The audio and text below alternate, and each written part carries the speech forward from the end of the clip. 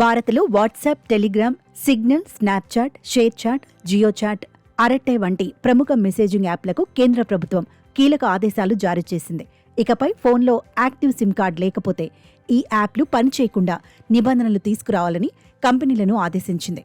SIM బైండింగ్ను తప్పనిసరి చేస్తూ కేంద్ర ప్రభుత్వం ఆదేశాలు జారీ చేసింది. టెలికమ్యూనికేషన్ సైబర్ సెక్యూరిటీ సవరణ నిబంధనలు 2025లో భాగంగా యాప్ ఆధారిత కమ్యూనికేషన్ సేవలందించే సంస్థలకు తాజాగా కేంద్రం ఈ ఆదేశాలు జారీ చేసింది.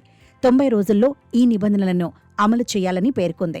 ఇక కొత్త నిబంధనల ప్రకారం కమ్యూనికేషన్ యాప్స్ను టెలికమ్యూనికేషన్ ఐడెంటిఫైర్ యూజర్ ఎంటిటిఎస్గా పేర్కొంటారు.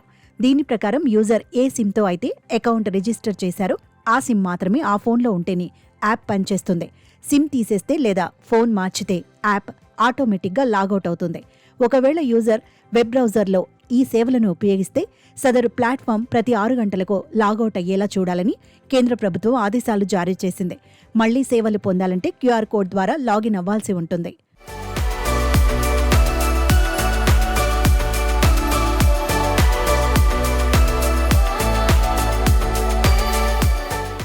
కమ్యూనికేషన్ యాప్స్ దుర్వినియోగం కాకుండా నిత్యం సిమ్ కార్డ్తో అనుసంధానం అయ్యేలా చూడడం ఈ రూల్ ముఖ్య ఉద్దేశమని కేంద్ర ప్రభుత్వం స్పష్టం చేసింది. అయితే ప్రస్తుతం వాట్సాప్, టెలిగ్రామ్, అరట్టే వంటి ప్రముఖ మెసేజింగ్ యాప్లను ఫోన్లో ఇన్స్టాల్ చేసుకున్న సమయంలోనే సిమ్ కార్డును ధృవీకరించుకుంటున్నారు. ఒకవేళ సదరు డివైజ్ నుంచి సిమ్ కార్డ్ తొలగించినా, డీయాక్టివేట్ చేసినా సేవలు మాత్రం కొనసాగుతున్నాయి. దీంతో ఇతర దేశాల్లో ఉండే సైబర్ నేరగాళ్లు యాప్స్ను వినియోగించుకోవడం సాధ్యమవుతోందని నిపుణులు చెబుతున్నారు.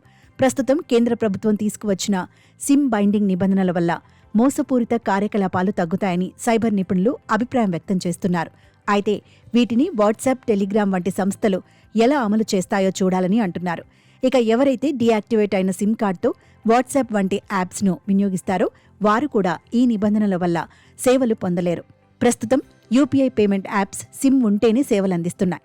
ఈ క్రమంలోనే ఇలాంటి మెసేజింగ్ యాప్లకు కూడా ఇలాంటి నిబంధనలే తీసుకురావాలని కేంద్ర ప్రభుత్వం సదరు యాప్లకు ఆదేశాలు జారీ చేసింది.